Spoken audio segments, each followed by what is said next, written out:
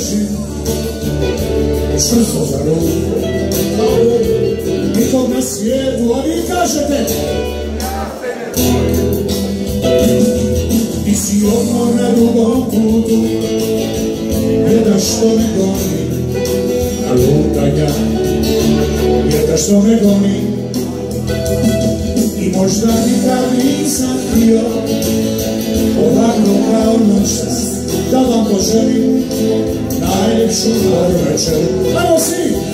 Divno je